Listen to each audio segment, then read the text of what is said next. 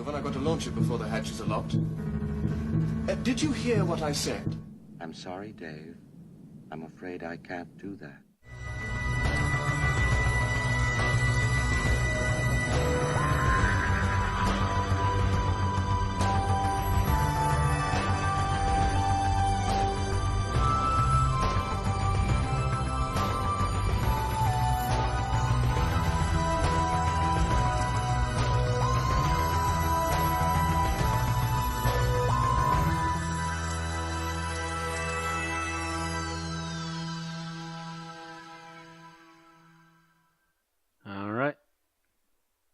Welcome, miners, Vox, Super Vox, and robot race sociopaths to our holiday pick for 2018, episode 286 of Unearthly podcast, streaming live on the 19th of December, 2018, and featuring The Robots of Death, written by Chris Boucher and starring Tom Baker as the Doctor and Louise Jameson as Leela. Literally, I should have said that the other way around, but oh well. Trying to ad-lib at the beginning of the intro, not good. Anyway, I am your host for the evening, Randy Ronson McCulloch, and with me on the panel at the moment is our technical director, Mad Matt Winchell. Please do not throw hands. And Tim the Enchanter Sheridan. Would you like to play a game? How about chess? Thomas Fireheart is busy finishing a rewatch of the episode, and Bill Sylvia is en route, and should be here sometime within the next few minutes. We're not sure when. With that being said, we can still try to progress about them for a little bit. Yep. I'm trying not to progress too far because at least the second news article is that, and suddenly I'll have to redo the news on the fly. Wouldn't be the first time. Probably, wouldn't be the first time. And the main reason Thomas isn't with us is, yes, he's rewatching the episode, but apparently he's also running into technical difficulties every step of the way. Yeah, apparently his DVD player has decided to stop the episode, or stop it after every episode, and start playing the commentary track instead of the actual programming. I was watching it on BritBox, so I didn't have any issues like that. I actually have this episode on DVD. So do I. I just didn't want to fish it out. I had to find other sources. That, like half my Doctor Who collection right now is hidden behind the Christmas tree. Oh. Yeah. Yeah, that'd be a bit of an issue. Yeah, it was. I decided I didn't want to deal with that, so it's just like I've got BritBox, I've got Prime. I'm just gonna pop in there and grab the season and watch it from there.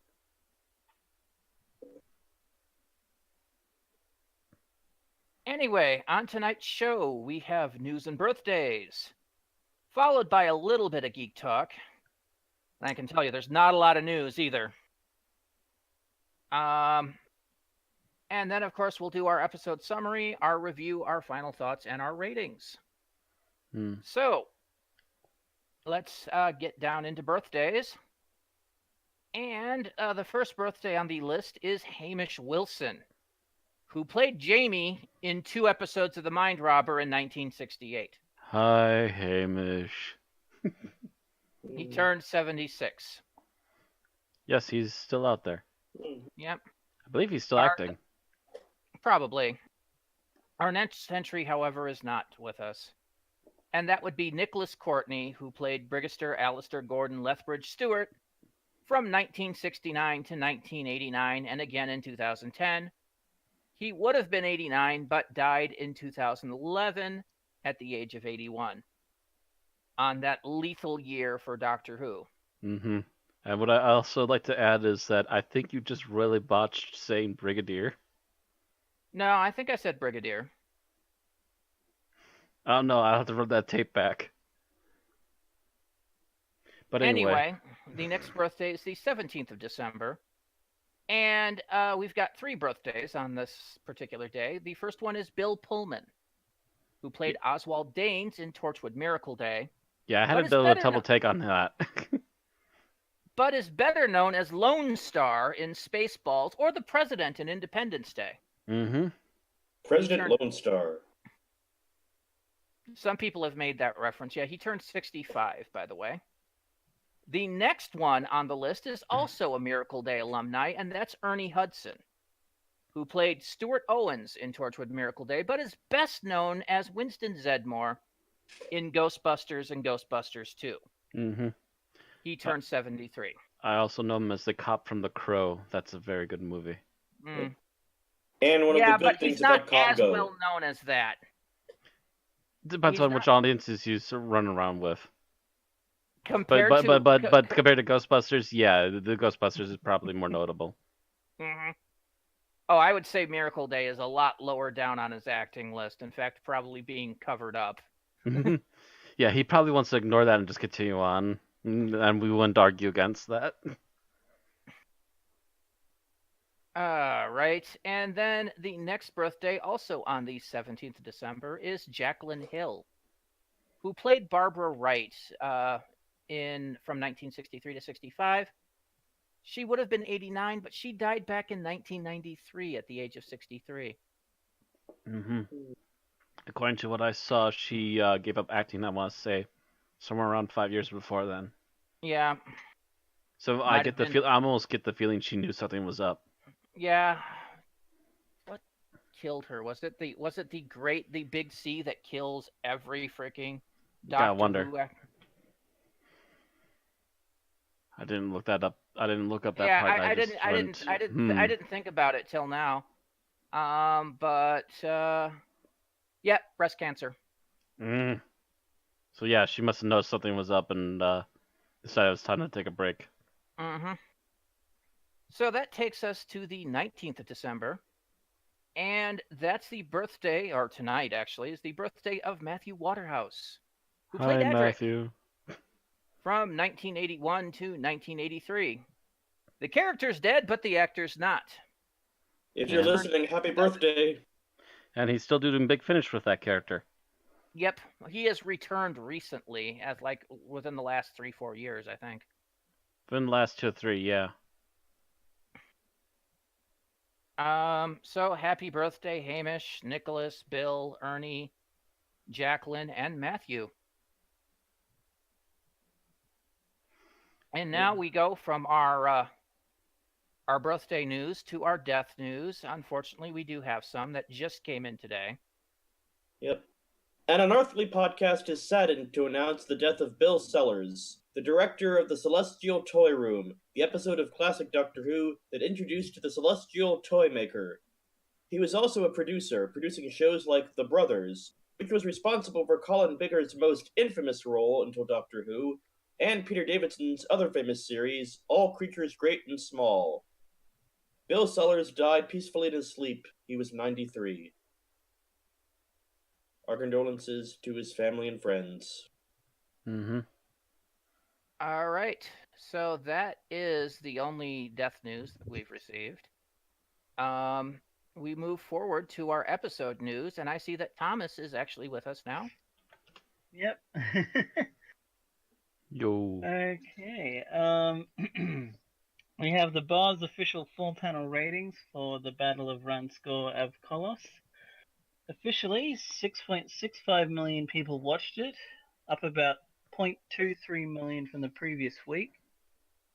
6.48 million watched the episode on TV, up 2.4 million, 0.24 million.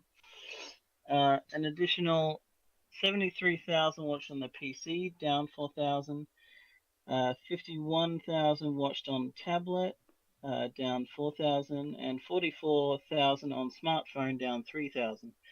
This was Doctor Who at the 18th most watched program of the week. It had an AI rating of 79, which is below average for Doctor Who. Taking the TV-only ratings for the season and averaging them, Doctor Who had an average of 7.7 million viewers per episode, well up from Series 10's 5.6 million. In fact, the highest rated season of Doctor Who since the 50th anniversary season.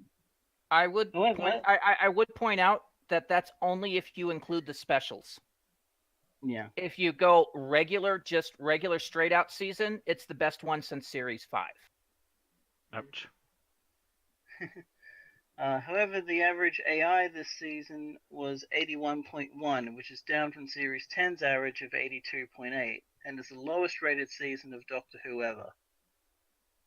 Yeah, this Mhm. trend also holds up when looking on it on Rotten Tomatoes and any other online rating site, is that this season is significantly lower in ratings, although Rotten Tomatoes is higher by critic standards, Yes, but yes, it lower is. by audience ratings. So I think it's a lot of people that are still not happy with the Doctor being a woman, or That could not be part of happy. it. The other part of it could just be people straight up trolling places that try to check that kind of thing, and there's full shit. I think the problem is all the negative feedback off of Jodie Whittaker's Choice and the preachiness of some of the episodes have gotten it so that it's cool to diss on this season. Quite possibly as well. And I And think again, we don't have problems with episodes that have a message, but if you start hammering that too hard with anything, it starts to turn people. Yeah. It's just, you know, I'm thinking, you know, that's what happened, is it suddenly became the in thing. The Me Tooers started also, you know, going, I don't like it. And yeah, because it wasn't that bad. No, it wasn't nearly as bad as what some of these things say. It was better than Moffat's last few outings, especially Series 6 and most of Series 7. Again, ignoring the specials. Mm-hmm. But I don't think Series 7, I remember had us worried before those specials, and the specials are like, I don't think it was quite as good as most of the RTD run, in particular Series 4. Yeah. And I guess this is a showrunner who's mainly known for non-sci-fi.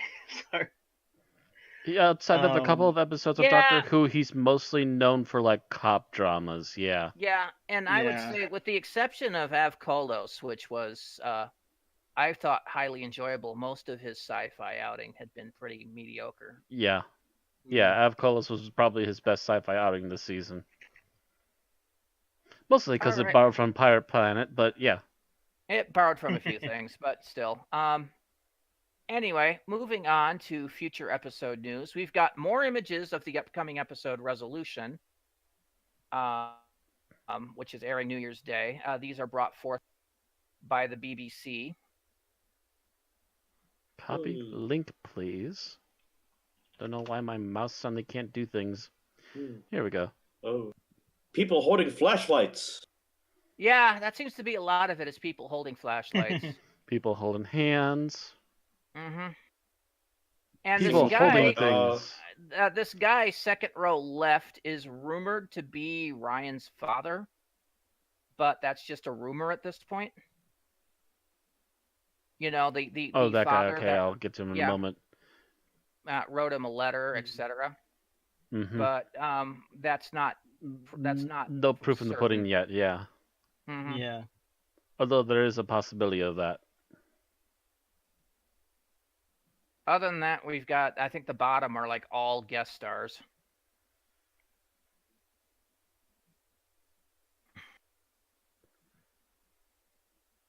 And it seems there's still plenty of people who are that if the monster that they keep alluding to isn't Daleks, apparently are just gonna like probably hate it without even thinking. It's like, I'm hoping it's not Daleks. Actually, I'm just kind of hoping that it's they keep that no new monsters for one season, and then in series 12 they have a Dalek special, or a Dalek episode. Yeah, and like it does bug me that for series 13. Yeah, it does bug me that so many people are just like banking on the fact that it has to be. It has to be, and if it's not, I'll be disappointed. It's like, give it a freaking chance. Yeah, it's like it's like they think that Daleks are somehow going to make it better when there's been plenty of shit Dalek stories. Yes, there have been a lot of garbage.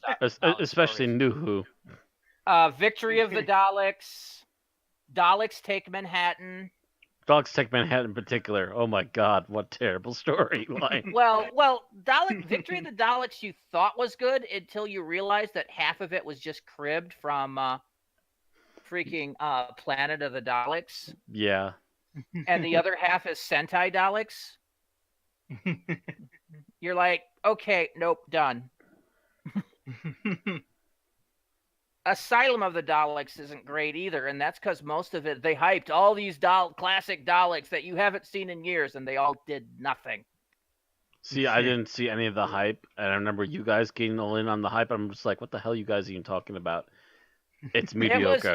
It was well, no, the BBC had really put a media blitz on all these new Daleks and all this news on the new Daleks coming in, and it was all just. See, this is why you can't trust hype. That was when we started. I think that was our very first podcast was Asylum. Was it? And yes. Was it the first episode of Series 7? Yeah, I think so. Master Sheet, Episode 1, Asylum of the Daleks. Oh, there you I Bill No, gave I it a do 3. remember, I like- gave it a 3. Matt Yeah. gave it a 3. Flynn gave it a 3, and you gave it a 3.5.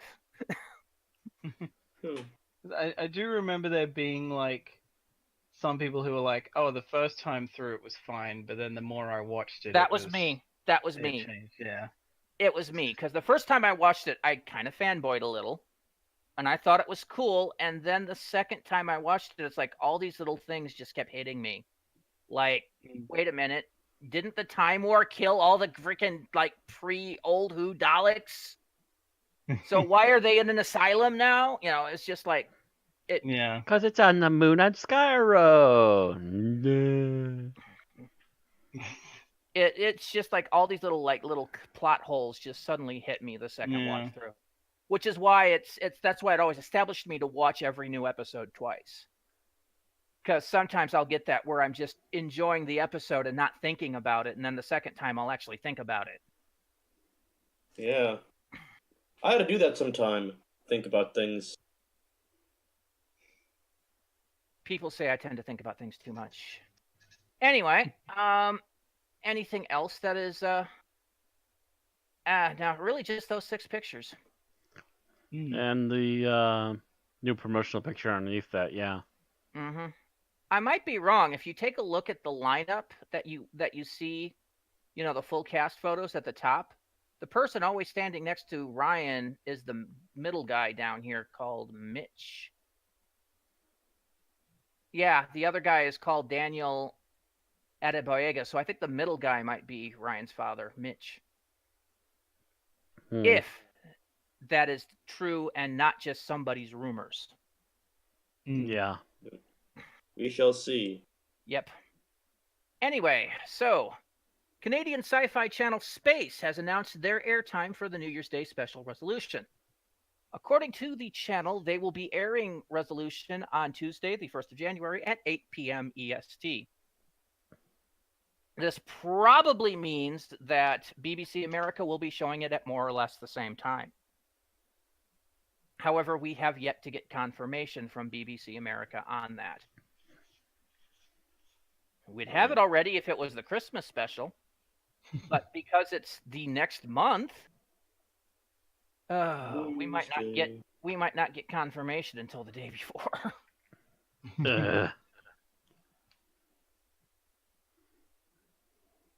Anyway, moving forward, we have a little bit of event news. Yes, the New Year's Day screening of Resolution was shown last night at BFI South Bank. Chris Chibnall introduced the episode prior to screening, and he, Jodie Whittaker, Mandip Gill, Tosin Cole, and Bradley Walsh sat down after the episode for a Q&A about the episode and Series 11 in general.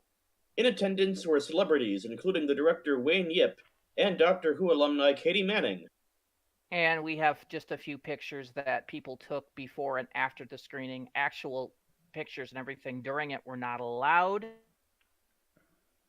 Because, yeah, they're basically everybody who was at the screening is sworn to secrecy. But you can see here, you can see the them sitting down for the Q&A panel. Apparently, Um, Bradley Walsh nearly stole the damn show.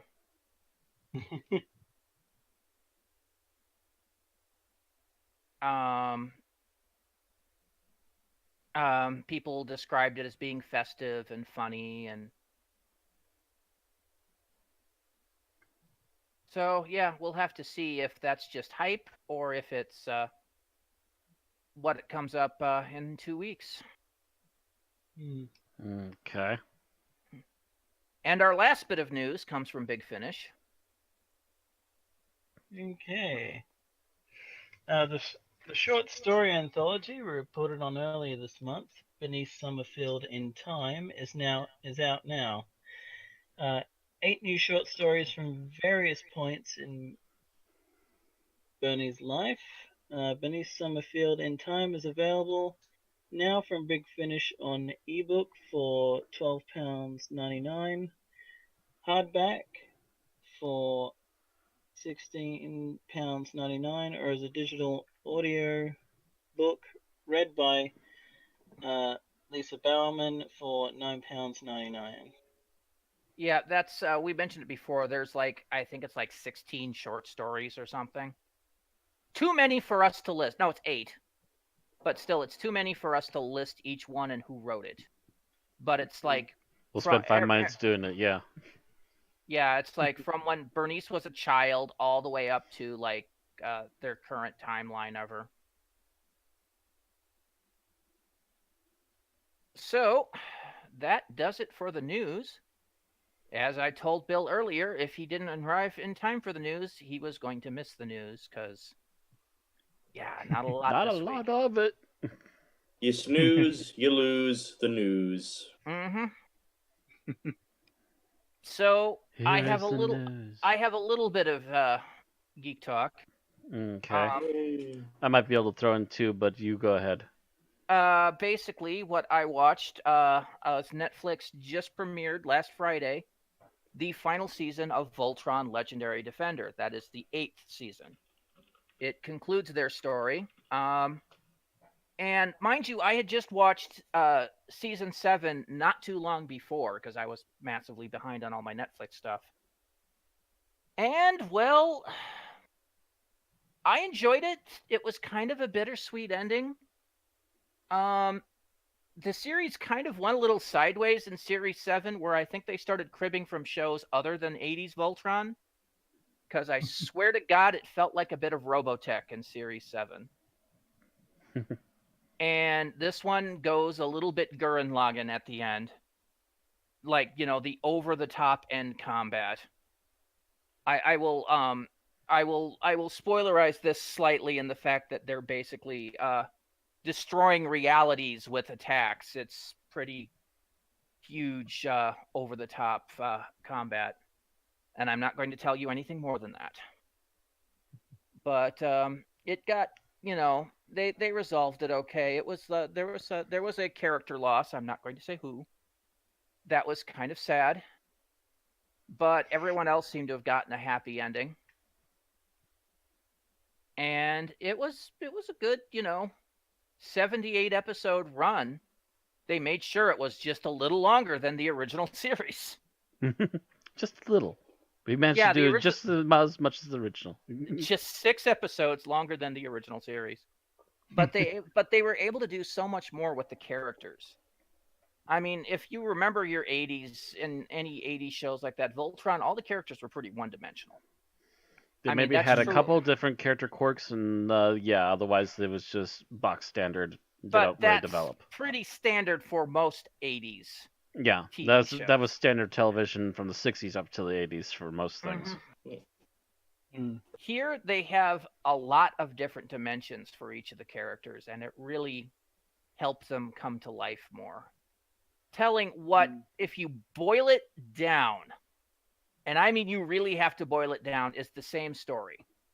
5 people from Earth discover these basically these robot lions that allow them to form this huge-ass robot, which is the only weapon able to stop this massive alien bad guy's conquering of the universe. I mean, that's basically the plot of both shows. Mm-hmm. but the details within them is a lot more interesting in this one. You have each character has little mini arcs and story arcs. Um, as shown in previous seasons, what was the main character in the original Keith, who's kind of a secondary character, not quite not main, but not the main spotlight is shared with a couple of other characters. He learns that like one of his parents was actually of the same race that's this evil, this evil empire, but is a member of the resistance faction. So that's a story arc that they never went to in the 80s. One of the characters, Pidge, who was just Pidge Gunderson in the original and was a comic relief character, actually has some very serious reasons for doing what they're doing. Turns out that they're actually a girl by the name of Katie Holt, who is masquerading as a boy to sneak into space to find her lost father and brother. Mm-hmm. I mean, that's plot. Yeah. So yeah, each of these characters has their own story arcs, which are resolved over the course of these 8 seasons, and it is pretty wonderful.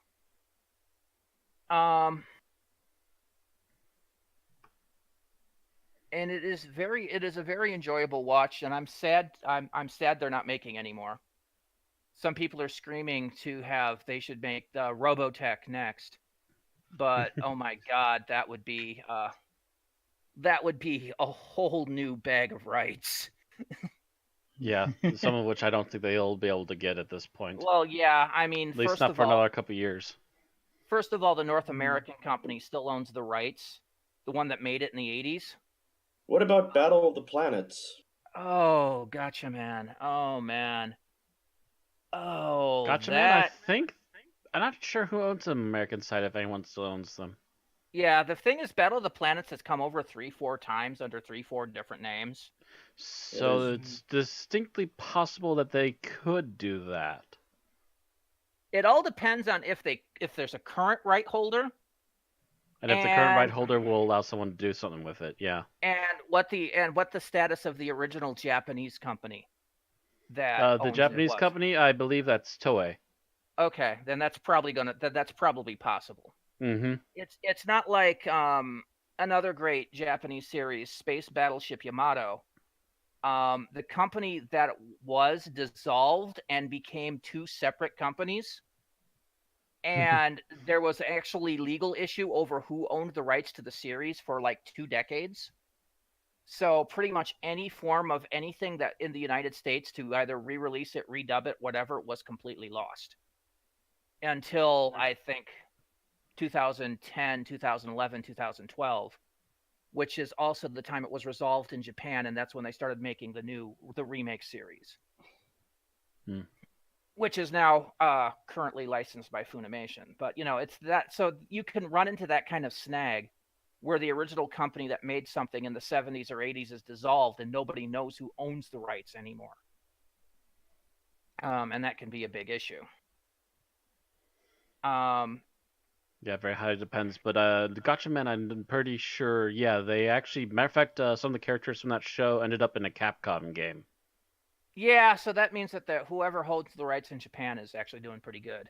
Yep. So that's I think I want to say like something like 5 years ago they did a live action movie. Yeah, so it sounds like they're in a pretty good shape.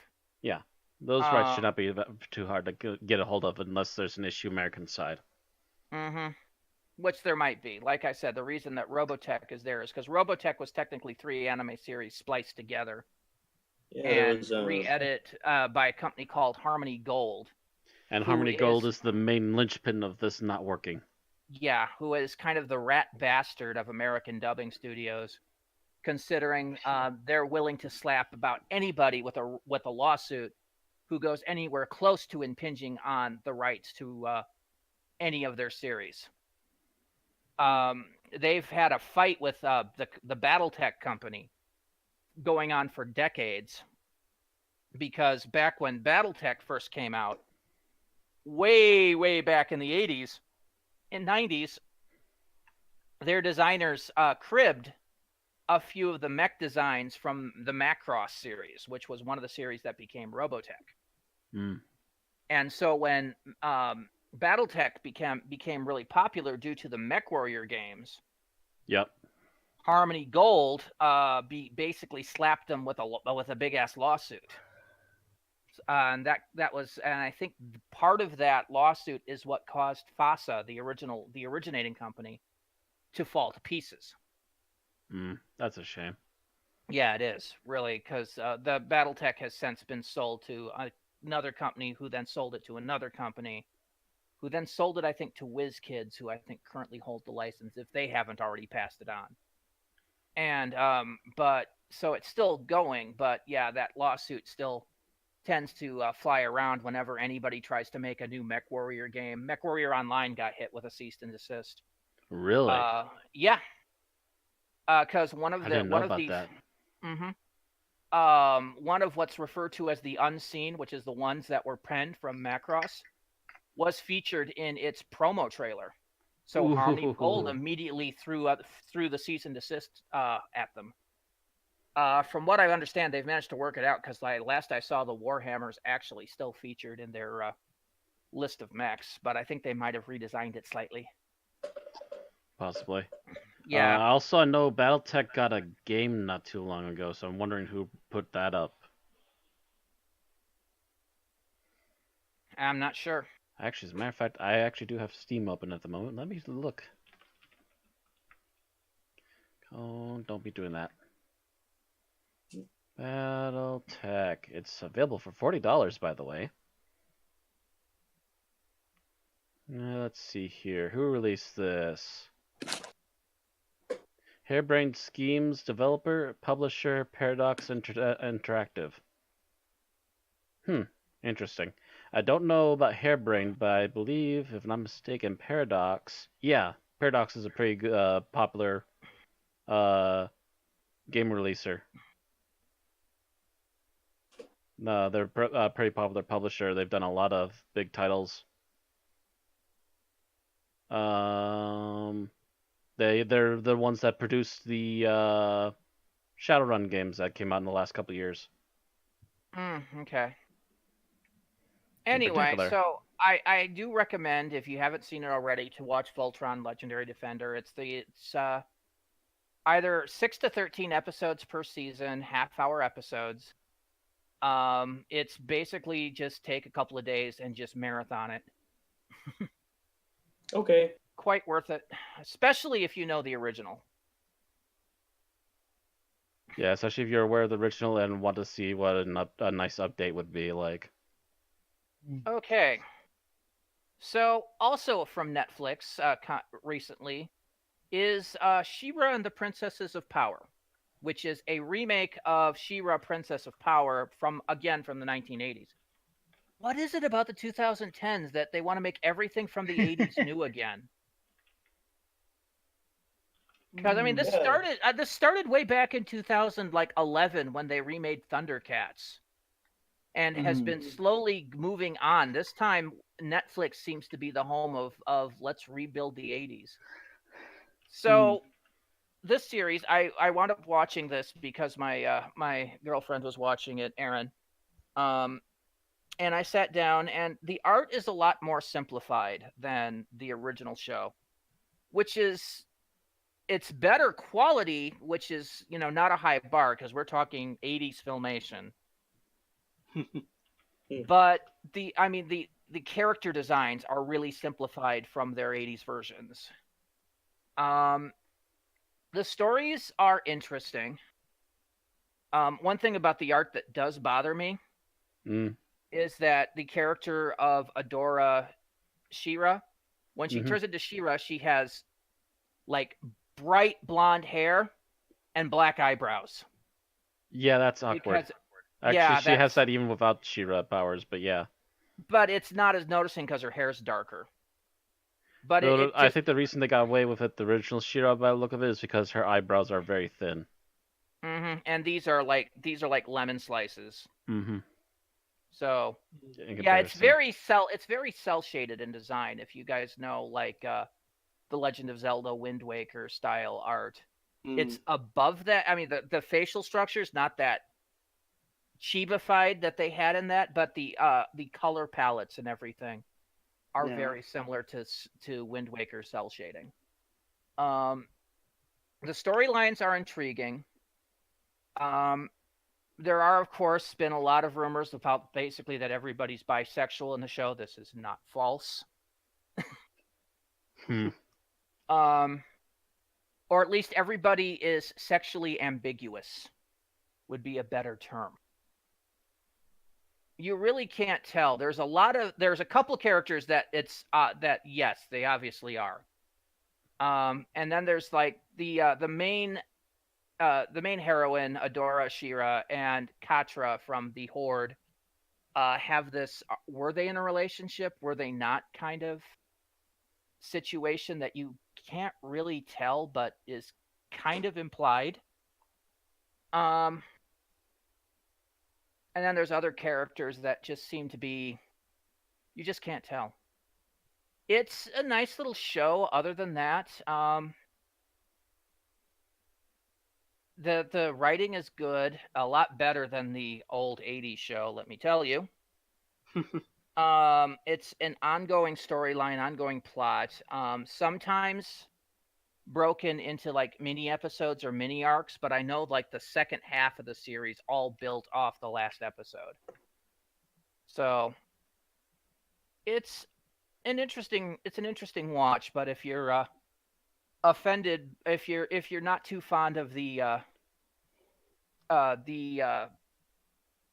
implied homosexual overtones, probably not for you. But then again, you're watching a Doctor Who podcast, and there's been plenty of that in Doctor Who in the last 10, 15 years. Yeah. I think So like that's the only. thing. Go ahead. I think like the only criticism I've seen about the animation is that there's like sometimes the facial expressions aren't as expressive as they could be or something, like even if it's just the eyes specifically don't match whatever emotion they're going for sometimes. At least I remember someone saying that.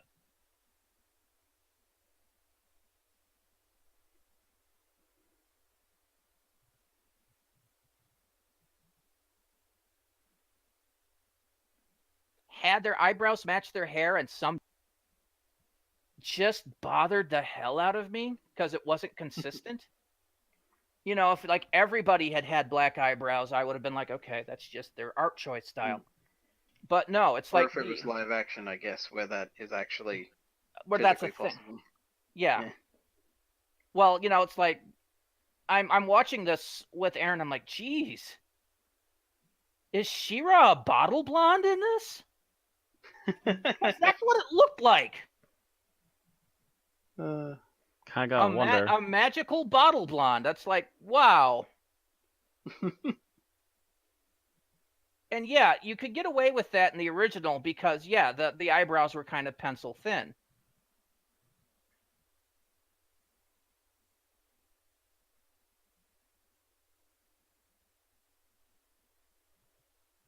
Obvious. The animation's not as good as Voltron, which, by the way, the animators who did Voltron is the same teams that did the Avatar cartoons. Yeah. So the animation quality in Voltron is really, really good. And this one is kind of a step down from that. That is, I'm trying to remember also, isn't this the same studio that's doing that new Thundercats thing? I can't remember if it was. Is there a new Thundercats thing? Yeah, Thundercats Roar. Oh God, this is definitely better than Thundercats Roar.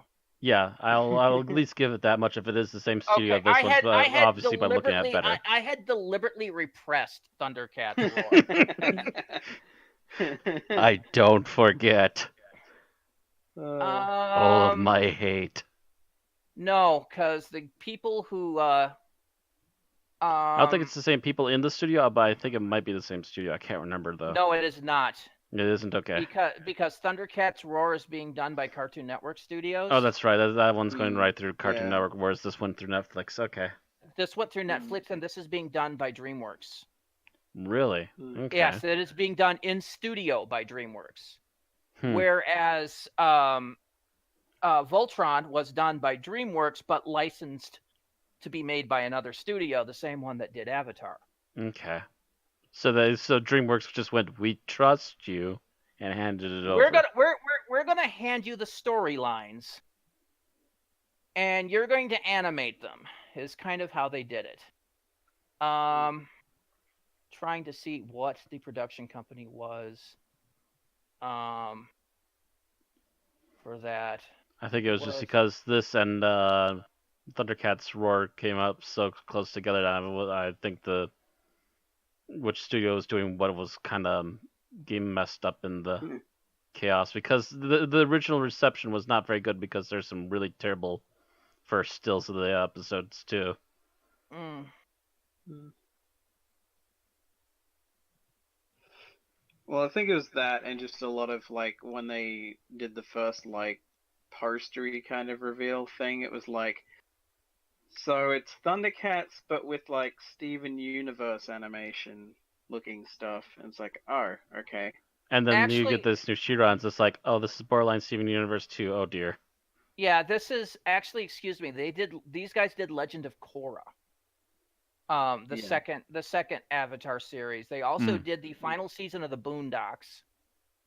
And then Legend of Zelda. It's a Studio Mir that did the work for this. For She-Ra? No, for Voltron. Okay. Yeah, She-Ra's being done in-house by DreamWorks.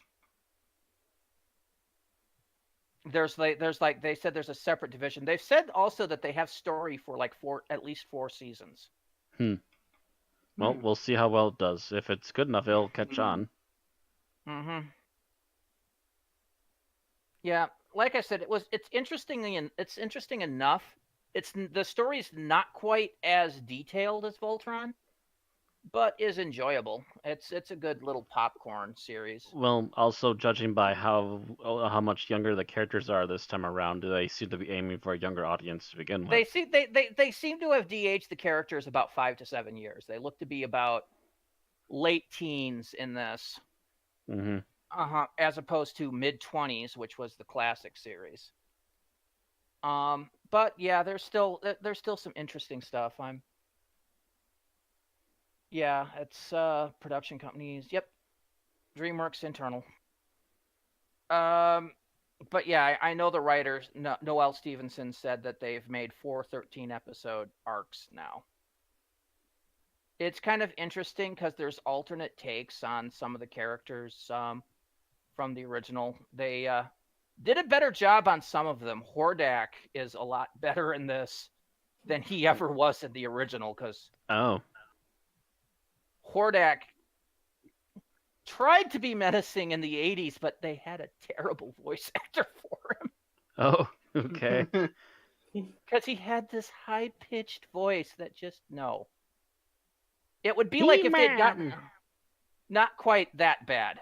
But it would have been like if they'd gotten Darth Vader to be actually voiced by the guy in the suit. Yeah. Which means you've also had a thick British accent. Oh dear.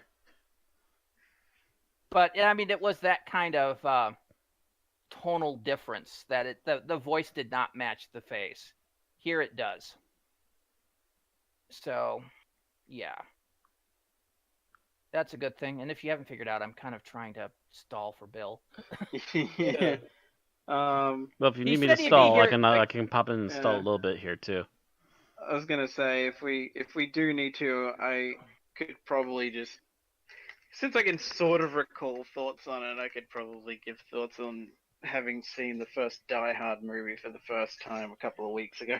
That's right. You keep bringing this up, and we keep not having time. We have time now. Yeah. Die Hard. It's a Christmas movie. Sure, we can allow it. It's seasonal. But yeah, like going into it the first time, I mean, I was glad that I got a chance to actually see it in the cinemas. because they'd been doing this thing all year where they were showing, in air quotes, because I feel like some of them technically aren't, they are cult classics. Like, I wouldn't really call Die Hard a cult classic because Oh, that it was is. like Oh, it a is. hit. It completely is. I don't think it did Um, amazingly when it first came out, but it's done gangbusters Mm. since. Because like that's what always confuses me with some of the ones they picked. It was like, well, wait a minute, and then like The Thing confused me because I thought it had done well, and then it turns out it did shit, or like it did mediocre. So it was like, Yeah, you'd be How? surprised when movies are really popular nowadays that did like next to nothing Mm. when they first came out. Yeah, Yeah. but Well- being a cult classic does not necessarily mean that you have to bomb out of the gate. Yeah. Die Hard had a budget of 28 million when it came out. It grossed 140.8 million, which is respectable. But I don't think it really took off until years later. It wasn't. It didn't seem to take off until they barely managed to get away with getting enough money for the sequels, and then it just kept going. Yeah, I mean, Die Hard. It was enough. That was enough for them to garner Die Hard 2.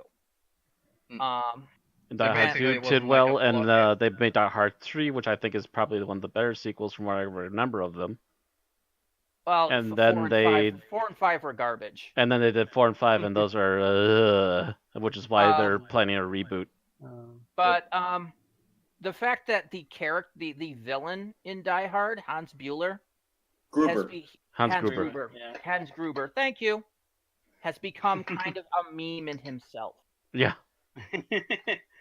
because that was Alan Rickman. So it also fell under the cult of Rickman, Mm-hmm. Yeah. where Alan Rickman can do no wrong. And like, the funny thing is he is arguably like, I don't have anything against Bruce Willis or like the John McClane character, but Hans Gruber is the best thing about that movie. Yeah, yeah. I mean, there is Um, something behind the cult of Yeah. the cult of Rickman. He has had some Mhm. bad movies though, but Yeah. very few compared to some people. Yeah.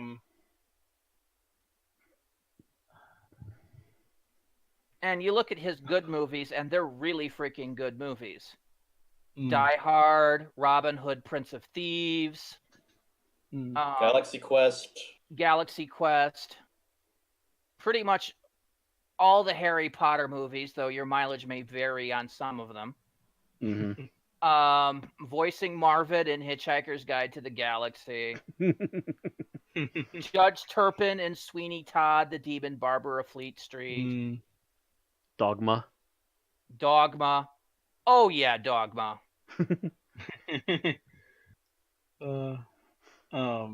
Yeah, I can just remember thinking the more the movie goes along, the more I'm like, God damn, this is one of the most well-written villains I think I've ever seen. And this movie, as of this year, is like what, 40 years old or 30 years old or something like that? It is exactly 90. Because it came out in '88, I think. Yeah, 90. Yes, it did. So it is. Or it's 2018. It's exactly 30. Yep. Mm. It is So 30 it's like, years old. damn. We have not been able to top villain writing like this in a long time. Yeah, No. it's like, Very seldom, yeah, if ever. It's one of those things where at first you think, oh, he's just the typical, like, thinks he's got everything under control villain, but like the longer the movie goes on, you realize, holy shit, this dude has planned for just about everything. Literally the only spanner in the works is John McClane in his entire And he just plan. cannot figure out how to get that splinter out of his thumb. Yeah. Mm-hmm. Yeah. Because the guy is just, too stubborn to die. Yeah. That's pretty much John McClane in a nutshell. He's just too stubborn to die. Mm. Too stubborn to stay down and just won't give up. I mean, other than that, he's like Versus that every Pitbull. other action guy trope. It's like having MacGyver do Yeah. this. Yeah. Because he's just pulling resources out of his ass. Yeah, resources and a frack ton of luck. Mm-hmm. Hello. Hello. Hi, Bill. All right, we were just killing time until 5 after when we could go to the actual review. I was Okay. correct. You missed the news. Ah, 4 articles does not equal news. Yeah. But yeah, like as someone who had never seen Die Hard before, I can definitely say I'm glad that I have finally had the well, chance that's that to see Christmas it. movie I always hear about. You mean the other one with the Um, gremlins? And I've seen yeah, Gremlins. and if anyone is like me and you've just been like possibly iffy on seeing it because it's one of those you're not sure if it's going to live up to the hype that surrounds it, I'd say it is still worth checking out, so long as you are at least interested in giving it a shot. Yeah. On the side note of what they were talking about, somebody on Facebook the other day said, "Yeah, Die Hard's perfectly a Christmas movie. Lethal Weapon is not." And I'm like, "No. Go the hell away. No. Nah. If Die Hard's a Christmas movie, so is Lethal Weapon. Lethal Weapon starts the movie playing Jingle Bell Rock. Yeah. You see Christmas trees throughout the entire thing, and in the final scene of the movie, Riggs gives Murtaugh his suicide bullet as a Christmas gift, indicating he's no longer going to try to kill himself. I mean, but he's That's giving it arc. to him as a Christmas gift. Yeah. The only like distinction for me is it depends on how you classify a Christmas movie, and also like, because there's like movies that are like, I don't know, Jingle All the Way or whatever, where the whole premise revolves around Christmas, and then there are movies like Die Hard where it just happens to take place And around Christmas. here's where I Um, absolutely It's draw the line. actually the difference between a Russell T Davies Christmas special and a Stephen Moffat Christmas special. So A Russell T Davies Christmas special just happens to take place on Christmas. Take a look at the Christmas Invasion. Yep. mhm. Compare that to like freaking The Snowmen or freaking A Christmas Carol, as much as I hate that episode, where the entire theme of the episode revolves around Christmas. Where I absolutely draw the line is I saw an article today, either today or yesterday. It was, are the Harry Potter movies Christmas movies because each one has a Christmas in the middle? And I'm like, No. that No. doesn't make them Christmas That's movies. That that's would just make a them momentary all- reference and moves on. Because yeah, that would make them all Halloween movies then, because there's at Mhm. least one, Yeah. or at least it would make the first one, because like the first one has a major event take place on Halloween. It would make or them all something. Arbor Day movies. The second one should have had one too, but they cut that. Bastards. Where they go to like Headless Nick's death day party on Halloween. Yeah. That would have But- been interesting. But yeah, it's not really that, because each episode of each movie in the Harry Potter movie or each book is 1 year. Yeah. So yes, Yeah, it's going to have it's a all year the in the major life holidays. of episode every Yeah. movie. So yeah, it does not count as solely a Christmas one. Right. Yeah. Of course, by that same vein, the movie Holiday Inn, which is considered a Christmas classic, should not be a Christmas movie, Yes.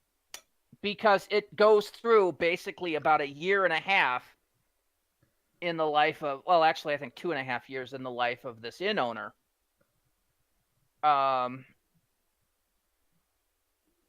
But so it takes place over the major holidays. So I just consider that a holiday movie. I can pull that out. I can pull that out at Easter and watch it if I want to. White Christmas, on the other hand, is a Christmas movie. Yes. And so is Black Christmas. Here's an interesting one though. And Black Xmas. It's a Wonderful Life.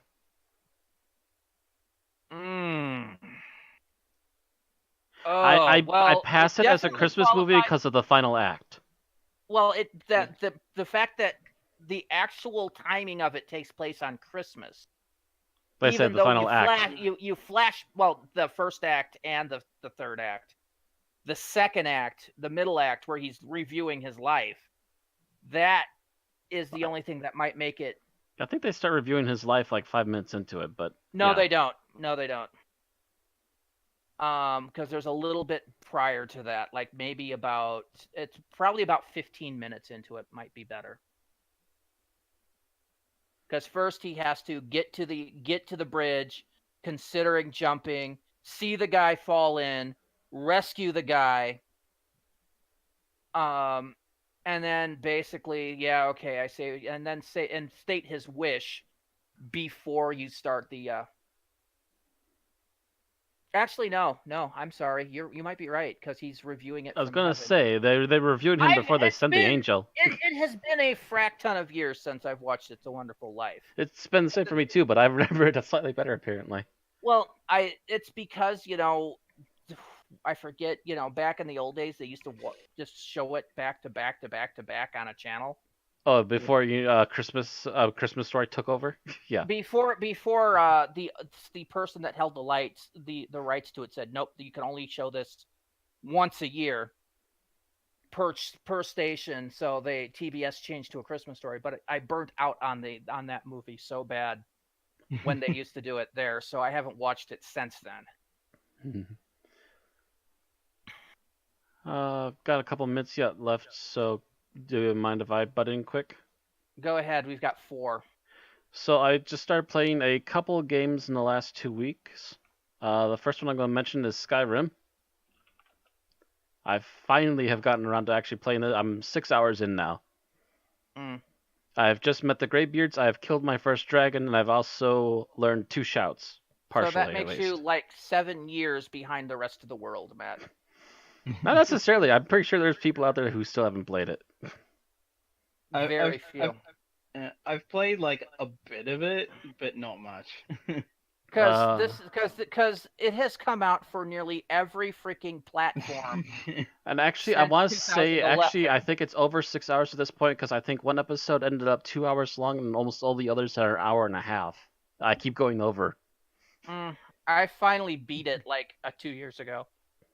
I've been playing Skyrim now for the 6 streams, and oh boy, do we lose track of time quick. Oh yeah, Skyrim eats your time. Yeah, I literally need Vixie in the chat just to go, Matt, it's over an hour, Matt. Oh, yeah. I guess we've messed up this stream here. Let me quickly rush to our point of interest, and then we can stop. Yeah, wait till you get to Fallout 4 because it's cut from the same cloth, but in the Fallout universe. Yeah, we'll have to see about that. I don't actually own 4 yet. Still. Skyrim is the newest one from Bethesda that I own at this point.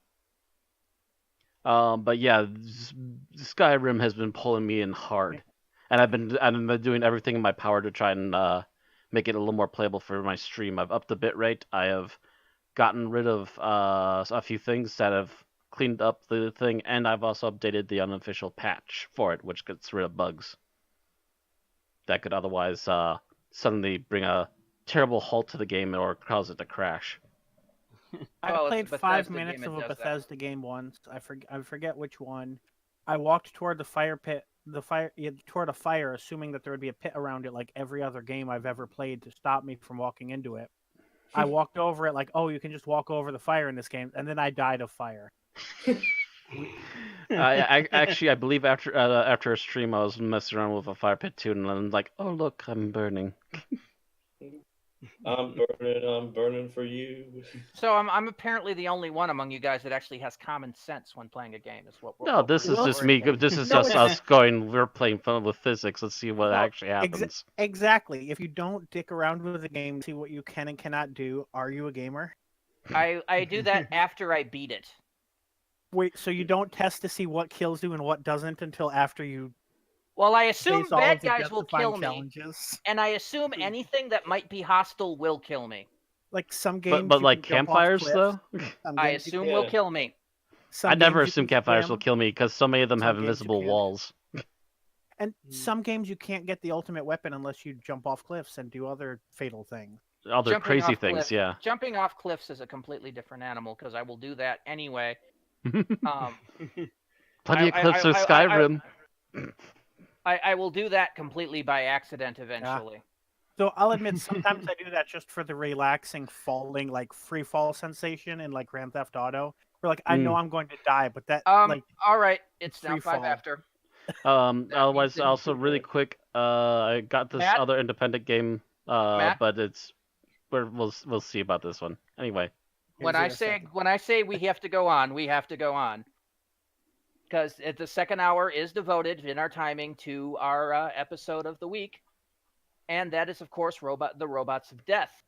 So, who's doing the summary this week? didn't we I have went it down last to? week. Yeah, Tim just did it. I think I just Yeah, did it it before was- It Tim. should be me, but I Yeah, think it was, I'd be better doing it next week. I mean, I was gonna you say know what I mean. the last three were Tim last week, me before Oh. that, and then Matt before that. Okay, So actually, it's down to Randy and Bill. Yeah. Yeah, and Bill just said he deferred until next week, so it looks Yeah. like it's going to be me. So Randy. It's gonna be me. Randy's Whenever probably you are seen it ready. more times than I have anyway. Yeah, I watched it. Yes. I watched it twice today alone. Let me quickly pull up something because character names are always an issue for me. All right, I am ready. All right, go. All right, so we start the episode with a wonderful scene of the planet we're on and the Sandcrawler, a giant mining ship that is basically just sucking up metal and other ore from this stormy, sandy, rocky area. And we meet its crew, Captain Uvanov, who is kind of a dick, especially doesn't like the highborn families of the planet that we're on. And one of the people on the list, I think was it Toos that was? No. Zilda was from one of these families, and the two obviously hated each other. Then you had Toos, the second in command, and a bunch of other people, and they don't seem to get along that well. However, they're told pretty early on that a storm is coming up, and one of them goes to get out a package because he's more interested in the ecology of the planet. And very shortly in, he's killed. Basically killed by a robot because he's giving it orders, and it decides instead to kill him. About this time is when the Doctor and Leela show up and find his body in one of the vents.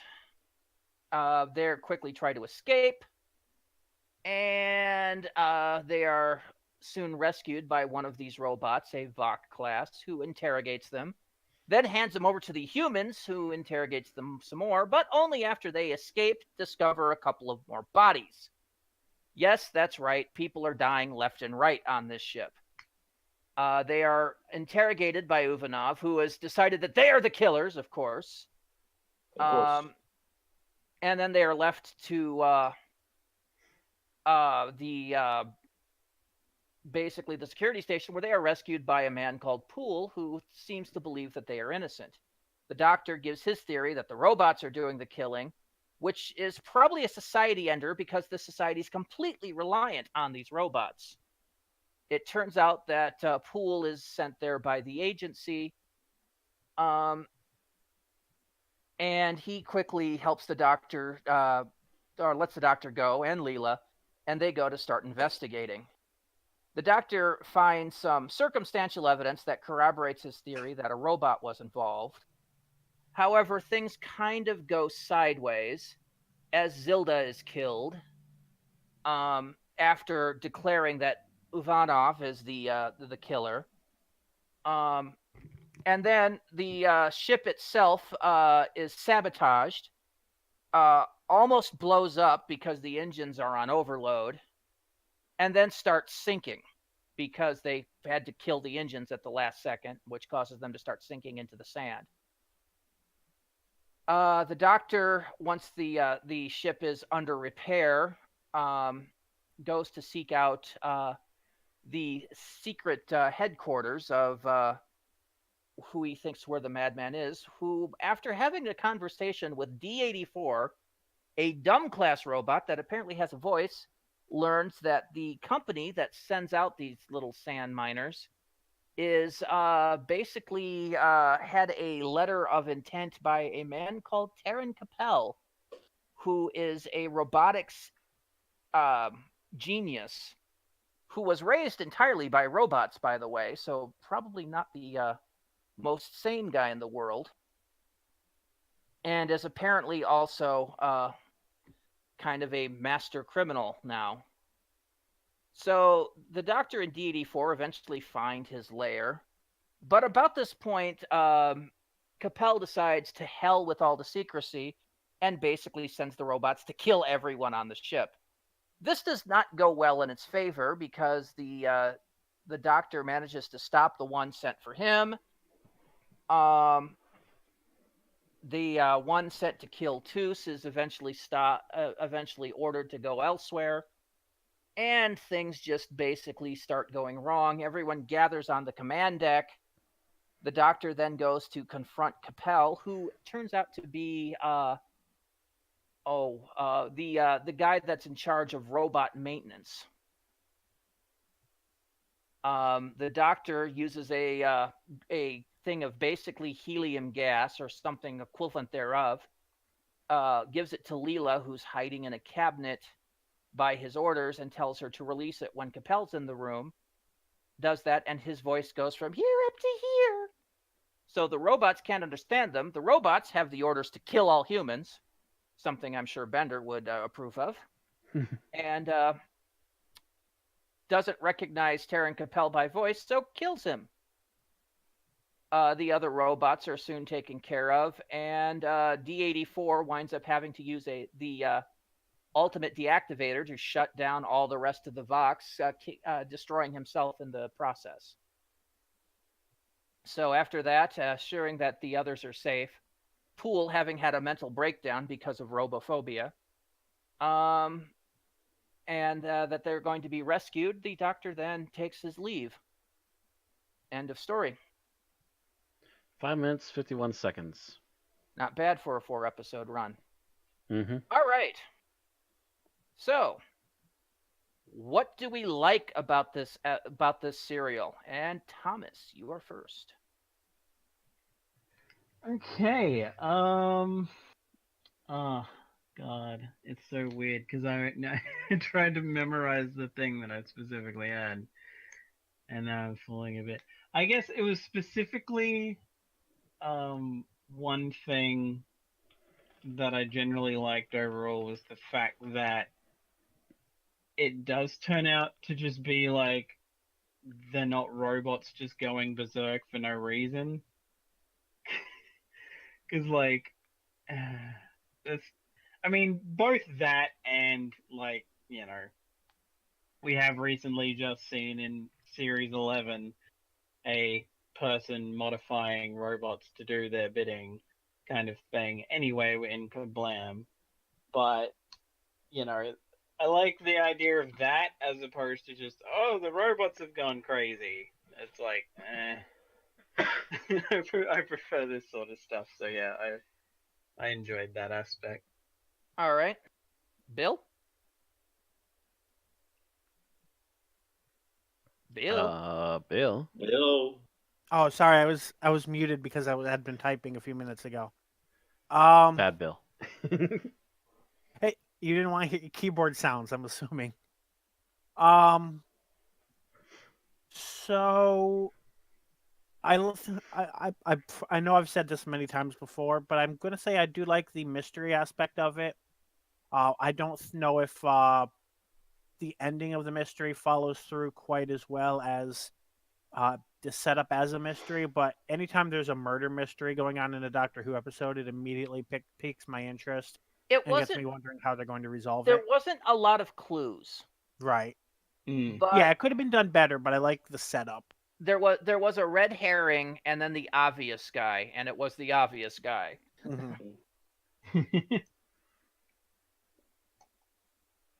All right. Tim, how about you? I love the visuals in this episode, especially the miniatures, and the way the miniature is was accompanied by that really dramatic music. Yeah, that just fit together well. let's see. This was good old Dudley Simpson. Mm. You know, the guy that did a good chunk of the Doctor Who music up until John Nathan Turner canned him. That's a shame. Yeah. That you could write a book on careers of people John Nathan Turner can. Yeah. Basically. But the marriage of sight and sound in this episode was especially effective, I think. Yeah, I'm not finding it right now, but that drill was kind of interesting little prop. In particular, I was fascinated by how well they did the model landscape around it, because they actually had like legit moving rocks and stuff when they were panning over to it. Oh, I think this is a little bit of the drill. There you go. Yeah. Up here is the cockpit, and this is the rest of it, and there's drills here on the side. After he got canned or actually, I think while he was working for his last couple of years in Doctor Who, Dudley Simpson also did, by the way, Blake 7. Mm. And he did 50 of the 52 episodes of Blake 7. So they kept him busy. Yeah, and then it was after that. Yeah, he basically did music for Doctor Who from Planet of the Giants, so season 2, all the way up through Horns of Nyman, which was season 17, I think. Whew. Yeah. And I mean, I'm looking at his listings, and it's like, it's basically a list of Doctor Who episodes almost. I mean, every now and then Let's have a few experiments. it's like he did music for Robot, The Ark in Space, The Santarn Experiment, Genesis of the Daleks, but not Revenge of the Cybermen. Interesting. So it's kind of like every now and then they would hire somebody else, or Dudley would go, I'm kind of busy at the moment, and would not. But yeah. Or they gave him a vacation week or something, and he couldn't do the music for that story. Kind of thing, yeah. Mm-hmm. So every now and then you'd get somebody else, but Dudley did a lot of it. He did not do Dalek's Master Plan, but did the chase and the evil of the Daleks and that kind of thing. So he's behind a good chunk of that. On the other hand, if they didn't fire Dudley, we would not have gotten a lot of the 80s Doctor Who music, and a lot of that was pretty good too. Hey, a lot of that actually started to pick up pretty quickly, yeah. As much as I liked this guy's work, the 80s work was also really good at times. All right, so Matt, what did you like about the episode? Oh gosh. Yeah, I guess this is kind of an overarching thing, a particular character. D84 is the most human robot I've ever seen. Like, he just owned those scenes effortlessly, and I don't know how they managed to do that. Yeah, because he's just is bland and paper thin, just like the other robots, but somehow he just owns it. Yeah, somehow he manages to emote even behind the metal mask. So whoever they got to do the body work for him in particular is a master worker underneath all that plastic. I believe that was Gregory D. Paulnay. I noticed that his voice had a lot of human intonation to it, and it was the same actor as the other robots, or no? No, each robot had a different actor. I was gonna say, I assume the robots had different actors, so I think it was the actor itself that helped. Because I think it's the same voice. No, there were a whole team of guys doing the voices for the robots. Really? Yes. It sounded like it was all the same guy. Mark Blackwell Baker, John Bleasdale, Mark Cooper, Peter Langtree, or those might have just been body guys for the different voices. I'm thinking those must have been the body guys. There must have been one voice actor because they were all the same voice. Because nobody is credited as the voice of the robots. That's weird. I see. Nobody. I mean, it's either that or the guys that did the voices. They just all were coached to do the same inflection they put through a processor that made them sound the same. Now, see, if this had been made 30 years later, we would know who the voice actor was. Definitely, yeah. It would be Nick Briggs. Well, normally we get that in Doctor Who. They will give you the guy who did the voice. Yeah. No, I was just saying it would have been Nick Briggs. Oh yeah. Would have been Nick Briggs doing all of it. They would have all sounded like Daleks. Voice actor. I'm gonna see if I can find some other source for it. I'm checking a couple myself. But yeah, It might even have been that just that like D84 was his own voice, and then literally all the other ones We're were just someone him else. off to the side voicing them, Maybe. possibly. all right. Voice. Um. No, that's not what I was looking for either. I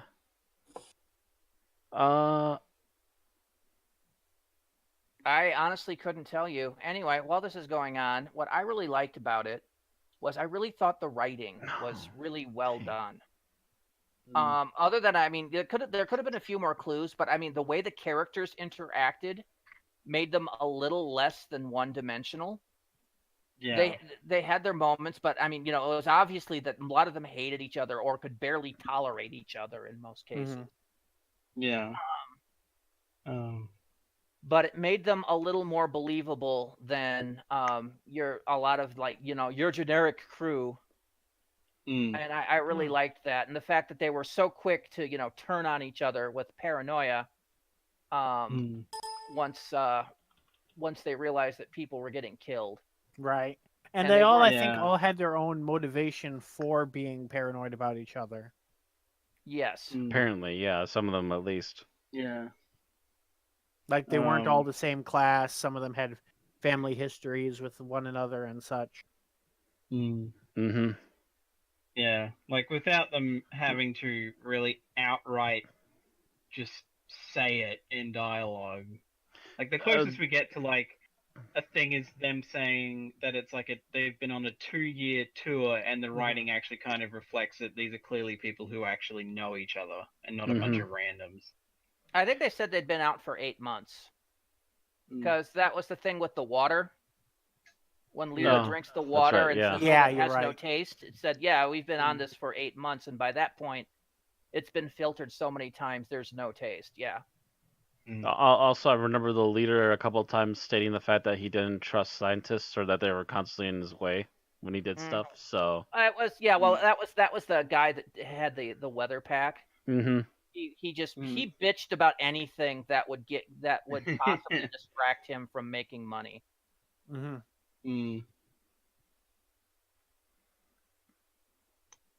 So yeah. All right. So what did you like about this serial, Thomas?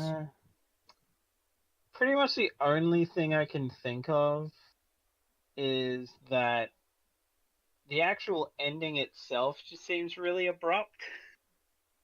Kind of like they realized, oh, we only have 4 episodes. Crap. Like it just the like epilogue of the actual story is just like, well, that happened, let's go, and it's just like, honestly, in Face of Evil that kind of works, but here it doesn't. So there's a lot of Doctor Who episodes that work that way. Yeah. The Doctor quickly is like, okay, the situation's over, everything's fine, let's get out of here before people start pointing fingers. And people start remembering to start asking, where the hell did you come from? Yeah, that would be super awkward. So yeah, I guess it's more so like I was probably just hoping for like one more like scene of dialogue between the Doctor and like the 2 or 3 survivors. I forget how many of the humans were left. Because it's just like, yes, let's get Leela out of this it's cupboard 2 or whatever, and then it's just 2 like and a immediately half. cuts to them getting to the It's 2.5 because it's Uvanov, Toos, and then you've got Poole, who's mentally broken. Yeah. So yeah, just like the abrupt cut from like, oh yeah, we're doing this, and then it just like immediately cuts to them going to the TARDIS, rather than some sort of, well, thanks, you're all done, you're fine, you can do this, okay, we'll leave you to do that. See, it's like, even just that would have been fine, but the fact that there isn't, it's just like, for me it feels a bit jarring. It's even worse when like a distraction happens, because so many times I'm watching a Doctor Who final episode it's at like minute 18. The climax is happening. I'm distracted for 30 seconds. Next thing I know, they're on the TARDIS. Like, God damn it! I missed the resolution completely. Or the next thing you know, the end credits are playing, and you're like, what?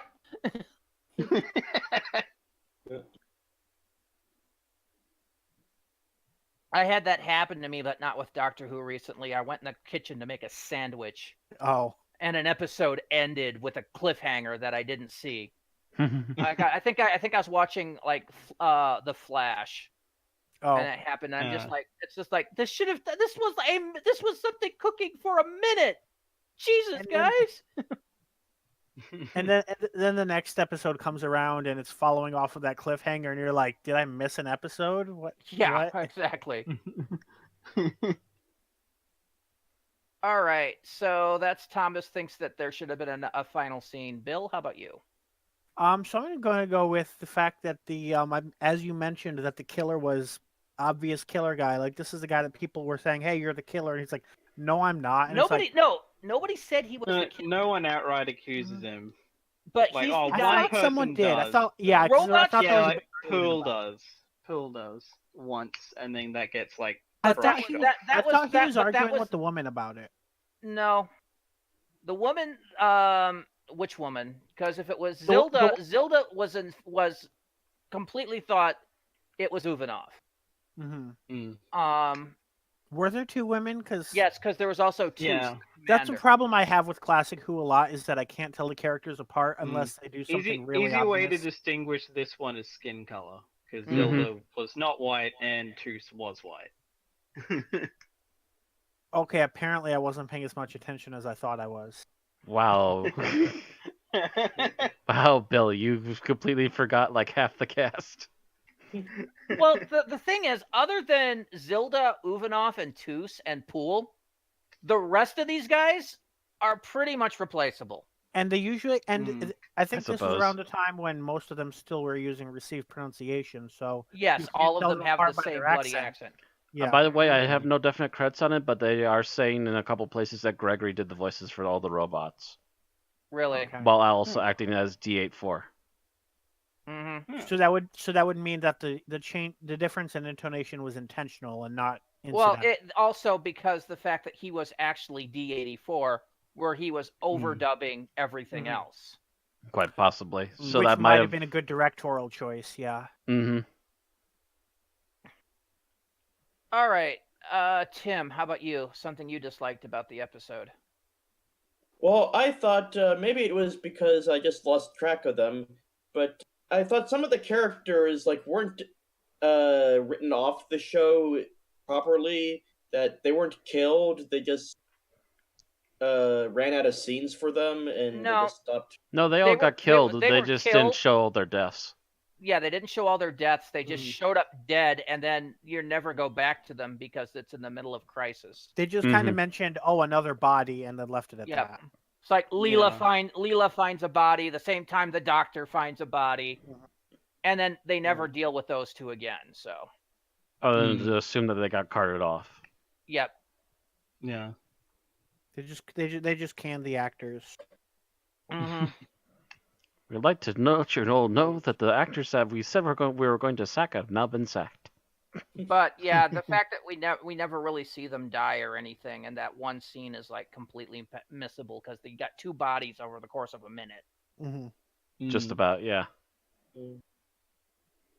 All right, Matt, how about you? What did you dislike about the episode?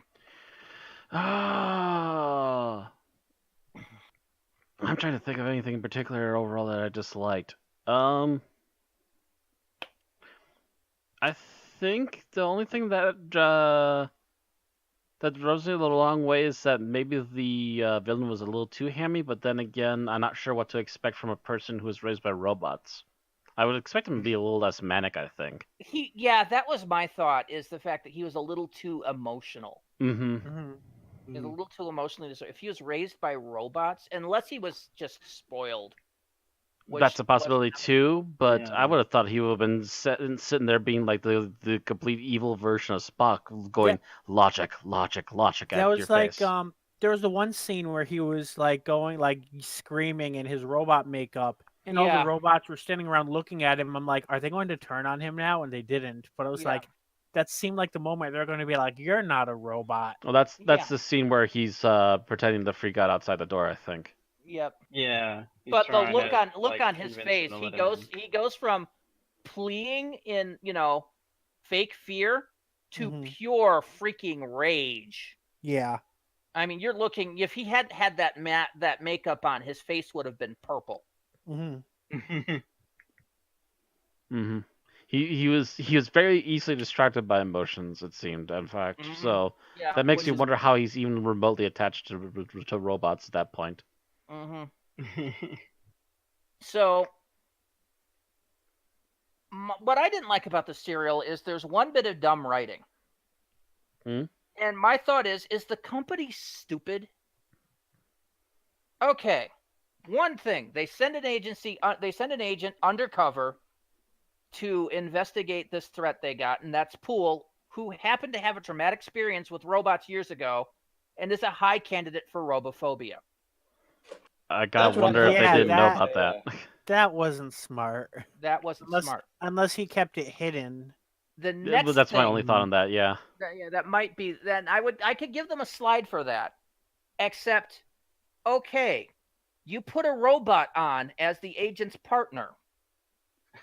You give him a voice and then classify him as one of the dumb class. What would have happened if he had gotten damaged and had to go to the technician and went, oh my God, there's a vocoder in here. There Mhm. shouldn't be a vocoder in a dumb class. Yeah, that's very chancy. Mm. It does seem Yeah. that his only security measure was saying, "Please don't tell anybody." Yes. It was kind of a really dumb idea. You think they could have had him undercover as a Vok. Mm. It Yeah. should have been easy to do. Yeah. Because there was apparently 1 billion Voks on that thing. So, having him on as V84 I would know have there's been a list better of only covered. like 6 named ones, but I don't know if there were a whole bunch of unnamed they ones. Or what. there's like a They're, scene where they're they all say, serial like, numbered on their chest. Yeah. like they say like Vox The- 40 the something. Vo- through yeah, the 50 regular something Vox and ever the Super Vox are all like V or SV on their chest and the numbers. Yeah. There's the SV. There was supposed to be only one of those. He's like And that's the 4. silver one. According to TARDIS, there are 2 Ds that are Vox, but what was the name of the main character one again? D84. So that's not one of D84 them. is So the does voiced say- dummy. unless TARDIS is wrong, which is possible, it says D33 and D88 are both Vox. Are both what? Vox. No. That's absolutely wrong. Okay. Because You're that's the confident? difference between them. Was the D class was the dumb Okay. class. The V class was the Vok class or vocal class. And actually, to back up what you said, I clicked on those names and it brings to an article saying was it dumb. So whoever wrote that line on TARDIS was mistaken. Yep. And then They- the they SV messed it was up. the SV was the super Vok or the admin Right. Yeah. or the coordinator. So And that's the Yeah. silver one, and we got to see him getting his but programming the changed. Fact remains, if you're going to put a speaking robot on board, Make it one of the 2 speaking classes. Damn it. well, I could see why they wouldn't be able to make it the super Vok. Yeah, and I you can know- understand that too a little bit. I suppose if they only that's the other thing too, though, is I guess you could hide more easily with the regular Vox, but yeah, making him a super Vox would make him an easy target. Yep. And he wouldn't be able to go off and do spy work because he'd be visible He'd all be the time. constantly on the bridge. Yeah. Mm-hmm. But the Vox were all over the place. Mm-hmm. You would have thought making him a Vok was there, but apparently Capel, took over all the Vox, so they decided to make him a dumb. But yeah, that doesn't. It's just kind of stupid. It's just kind of incidentally bad writing. That's the only thing though that bugs me, and it's a nitpick. It is a nitpick. Okay, so your favorite scene and why, Thomas?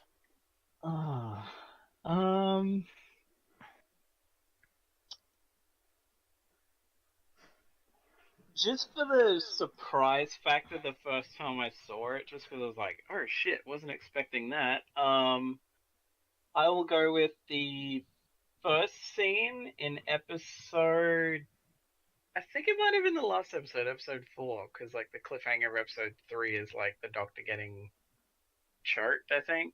No, that's the episode 3 to 4 cliffhanger. Yeah, that's what he's saying. So like, so the start of that where like doesn't even think, he's not like, usually in instances like this, the other person watching the person get choked would just be like freaking out for a minute before doing anything. But Uvanov is just like, okay, grabs his laser. Okay, I believe you're not the threat. Just grab a drill, smack. Yeah, just fucking stabs it in the back of the head. It's like, holy shit. Yeah, the thing is, he had come in to accuse the Doctor of being the bad guy, and then the robot's going, kill the Doctor, kill, and he's like, oh okay. shit. So, oops, I was wrong. Yeah. All right, I got your back now. Yeah, and after that, Uvanov's behind the Doctor 100%. Mm-hmm. Changed his opinion very quickly right there. He even realizes that they're being used as decoys later in the same episode. He's just like, yeah, and I'm fine with that, really. I'm actually technically fine with that. He's risking his neck big time right now. Yeah. So it was just like that one moment where he realizes, oh God, the bot's here to kill him. Yeah, he's good. Uvanov's not one of those that still believes that the Doctor's the bad guy even after he saved the day, like we'd get during the second Doctor era. Yeah, he's a dumb boss, but he's also an understandable boss. He's got his issues, but he definitely sees the logic. Just goes, okay, that wouldn't have happened if you weren't a problem. He also has some understanding of life and death, which surprised me. Like, there was someone was like, "Oh, I thought you just wanted to get back to making more money." He's like, "Yeah, but I don't want to die either." I was like, "Oh wow, that's unique for a villain in this kind of story, or not a villain, but that character in that role." For the flip-flopping in-betweener, yeah. Yep. All right. So Bill, what was your favorite scene? I've been trying to think of another one, but I guess I'm going to go with the obvious one in the room because it just is too obvious, which is the larger box. Oh, that's a good one. Way in the beginning, the Doctor trying to explain the TARDIS to Leela, yeah. To somebody who wouldn't understand either of those words. But what if you could make the smaller one be bigger Point of order, here and that'd be smaller over there still? Point of order for those of you that don't know, Robots of Death is the serial that immediately followed Face of Evil. So this is technically Leela episode 2. I looked that up as soon as that started playing because I was like, I knew as soon as I got her dialogue, it's like, okay, yeah, this is immediately after Faces of Death, the Face of Evil. Cool. Yeah, there's a lot to like in that scene. Which explains why she thought that the yo-yo was instrumental in keeping the TARDIS. The magic going. It's also like, I feel like this is one of the more unique ways that the TARDIS has also been like described of how it works. Because usually it's just it's the perfect fourth Doctor way to explain it. Yeah. Each Doctor has their own way to explain it, and this is the fourth Doctor way to do it, definitely. And it's an amusing way of thinking about it. All right. Tim, how about you? Favorite scene? Oh, I just love the scene where D-84 is like, I had overlooked the possibility of substitution. I have failed. Yeah, that's the point that he's really freaking emoting as that robot. Yeah. Because you almost see him sigh depressedly. The Doctor just swoops in and saying, "Oh, they're there." Yeah. This just means that you're more human than you were before. You want to come along and help? Turns into the bloody Wooby. Where you just want to, throw your arm around him, give him a hug, and give him a bowl of soup, It's all right. Here's a scarf. Want to come along and join me in my adventure to figure out who did this? Certainly. D4, the two of us need look no more. If he had been a human, it would have been, come here, have a jelly baby, Here, I saved a jelly baby off the floor. Here, you take it. The Doctor is even forced to go into that, soothing, that, oh yes, you failed, but that's one of the basic human, or one of the universal right. It's he's doing that soothing. Yeah. Okay, Matt, how about you? What's your favorite scene? My favorite scene is just slightly before that. D84 is looking over, I believe it was Zilda, and all of a sudden you just see the drapes open and there's the doctor smiling ear to ear. There's 3 different kinds of robots on this ship. The Dumbs, the what was it now? That's actually the same Vox. scene, just a bit yeah, earlier in the scene. there's the Dumbs, the leading Vox, and into the it. Super Vox, and then there's you. Yeah, trying to I just- convince him to speak. Yeah. I just find it funny how like as he's opening the curtain, it's like the sort of whimsical thing. There's like this little Music. whimsical flair in the music, and you just see him just sitting there smiling ear to ear. Mhm. All right, so my favorite is the final scene with the bad guy and the use of the gas to make his voice squeaky. Squeak. What are you doing? I am your master. I am Terran Capel. And of course, the fun part is, after that's done and the doctor's getting ready, and you just hear Leela, "Can somebody let me out?" Oh, just a moment. I hear squeaky little mouse. Hello, mouse.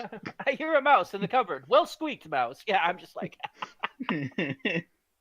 I'm laughing my ass off too, because it's just. And of course, the doctor, having his wonderful respiratory bypass system, is speaking absolutely fine. Mm-hmm. And Leela immediately questions him on that in the next scene too. Yeah, I know. Mm. But just Leela's exasperated squeak is just hysterical. All right, least favorite scene. Thomas. Pretty much the only one I can. Well, there's 2 that I can come up with, but the one that actually annoys me and isn't so much just like a funny nitpick is and it's only really one particular moment, but it's the scene where the doctor is putting together the whole shoving that microphone thing in the head of a Vok that he's taken the head apart of, and just snaps at Leela for no reason.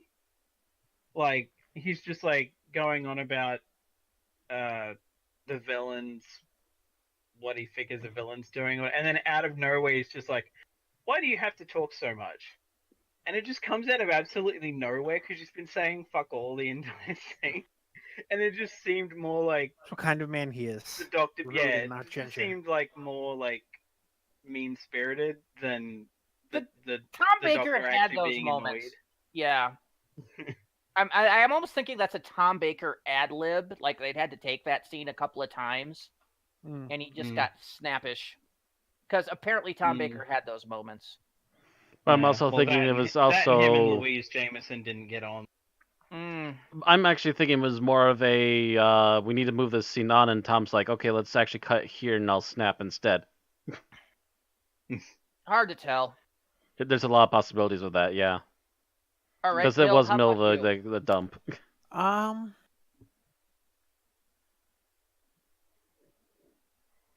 gonna go with the crew, one of the scenes with the crew in the room squabbling amongst another, because, like I said before, especially Classic Who, especially when they all have the same accent and I can't tell them apart, and I'm just like, okay, red shirts, faces, arguing. Can we move on now? This is why you failed to identify any of the crew. Yeah, Bill. I think whenever they started talking, you just tuned them out. I well, think you need I to be might have paying as attention. well. Not intentionally, but I think I did, like, unintentionally. Yeah, that's when you needed to be paying the most attention so you could actually get what was going on. It's like I had to rewatch that first scene with the crew a few times to basically get the little separations in my head. But yeah. See, that's the difference between you lot being from America and me being from Australia, because I picked all their accents apart. Pretty easy. I didn't pick their accents apart, but I was definitely watching characters closely, going, "You're that one. You're so that did they one. have different? So they did have distinct accents because I thought they were all using. At least the they same had one. distinct like versions of the Okay. same accent. Distinct. Or like Got you. one dude definitely had more of a working class Mm-hmm. accent They're, compared to the they're all rest. they're all trying to speak and receive pronunciation because that's what the Mhm. BBC did at the time. But every But person that- has their own variation after and all. there and Yeah. every still, no matter how well you do, doing another accent, somebody's true accent will shine through on Mhm. occasional words. Mm-hmm. Like, freaking Nicola Glass. Bryant, saying glass instead of glass. Yeah. Mm.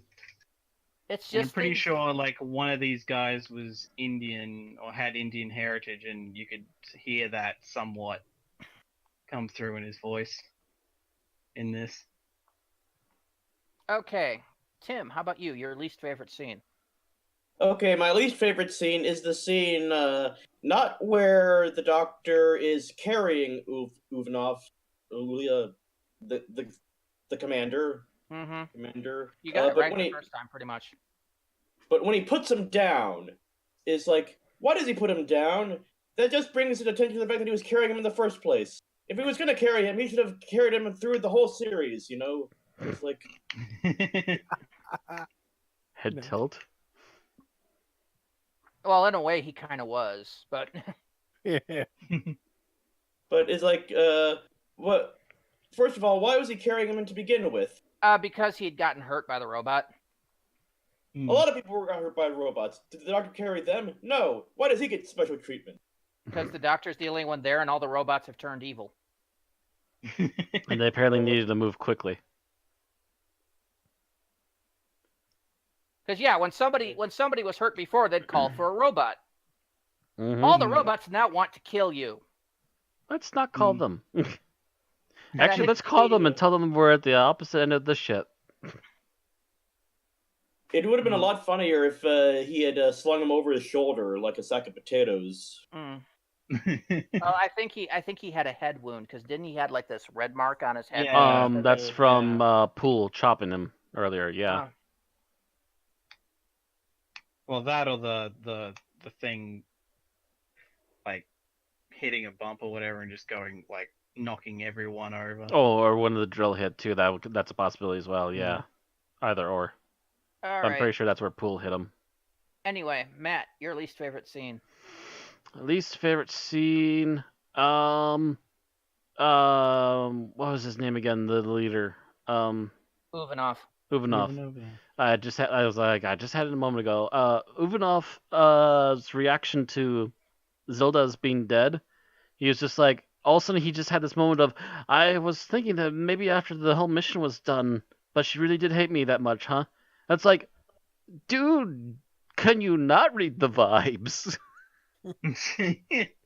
Yeah, he was a little bit creepy She was there. staring daggers at him every chance she could and was obviously not very pleased to even be near him.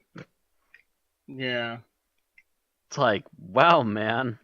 Like, talk about not being able to read the signs in your own room. Just Either that, or he was just too stubborn to be like, oh, well, she'll want me once I've got money. It's like, no, dude. No. That's a possibility too, that he might have thought that she was that simple, but nah, it's just like, nah, dude. It No, ain't worth well, it. I think that was kind of an idle dream. I think that they're supposed to establish that he had a little bit of a crush on her, but knew that she was way above his station. So he. So he was basically- constantly teasing her about money because he planned to be richer than her, No, well, etc. constantly teasing her about being a noble. Yeah. But And yeah, it it just kind of felt like it just kind of came out of the blue. It's like, wow, that was a bonkers idea. Okay, whatever, Yeah. move along. Yeah, it was like an idea that never really materialized. No. Okay, so my least favorite scene is I heard a noise. That was me. I heard her cry. Yeah. Yeah, I heard Forgot a about cry. that scene. Yeah, it just keeps repeating, and I'm just like, no. Actually, Miss, did they ever explain why he was repeating? No. Well, obviously I he think heard this- Leela, I and think he the was scene trying to get the changed, doctor's Yeah. attention. The doctor just wasn't going to pay attention. That's, Yep. That's right. I was trying to A figure out why, doctorism. and then the scene changed, and I was like, what? Yeah, essentially what was happening was we saw some robots walking past. We heard Leela in the background. Then we see the Doctor and D8 walking down the stairs after those robots, and he just starts going, I heard a cry, trying to get the Doctor's attention to come check on something. And Doctor's just like, no selling them. Just going, no, this is more important right now. And but the thing is the fact that it just got repetitive. Apparently, robots aren't programmed with the Sori. Yeah, he just kept repeating the same phrase and wasn't getting the Doctor's attention in the right direction. And the funny thing is, I almost think the reason that both were trying to do that is the fact that one didn't want to give away that he knew, like, neither really wanted to give away that I heard Leela. It's like, because for all we know, the Doctor heard her, but didn't want to give that away because there might have been other robots around. That was kind of the thing, is he was trying to keep quiet, and this guy's following him going, I heard a cry. Yeah. That's basically him constantly going, shush, not right now. Low profile. It was just kind of a repetitive, annoying, All right, so I think that takes us to final thoughts. Yeah, it's about time. Thomas, your final thoughts. I very much enjoyed this. I don't know if it's necessarily... I would say it probably isn't the best of Old Who that I've seen so far, of what I have seen. There is a lot that I haven't seen, to be fair. But this would definitely rank as one of the better ones that I've seen. I feel like it's kind of funny, because the first time I watched this through was fine. The second time I watched this through, the DVD or the DVD player that I was using decided to be an asshole, which kind of took me out of the episode somewhat. Your DVD player is planning to kill you now. Yeah. But other than that, I thought this is fine. I would definitely say that if you're going to I remember I'm pretty sure I was definitely on board with recommending people watch The Face of Evil. If you have the means to watch this directly after it, I would honestly say watching these two back, like Face of Evil and then this back to back, would not be a bad idea. All right. Bill? Okay, final thoughts. It's an interesting episode. My brain's kind of fried after working all day. God damn it, Bill. It's good, but I don't really have all that much to say. I made the podcast on time. That's about it. So Bill's rating is, I attended. God damn it, Bill. I get the participation ribbon. Fucking hell, Bill. Damn about you. Bill, the people like you, this is why I stopped watching a show. God damn it. It's not like I do that every week. No, but they did piss me off. But anyway. Anyhow, I really loved this episode. I thought it was wonderful. The acting by all the characters was great. It was a well-written episode. The dynamics between the Doctor and Leela was a treat. And just like the use of visuals and special effects was really cool. All right. Anything else to say?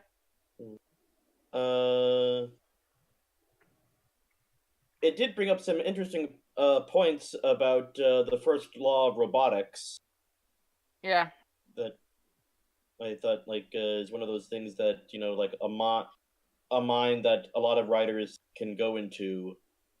Well, you realize the captain's name Uvanov was basically a side-along reference to Asimov. And Poole was a reference to Poole Anderson. Those were they just threw them out.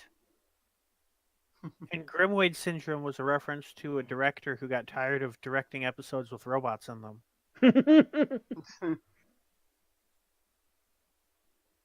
I don't think it was a director. I think it was like a techie or something. He was a production assistant who directed Yeah. some of the film scenes in the episode.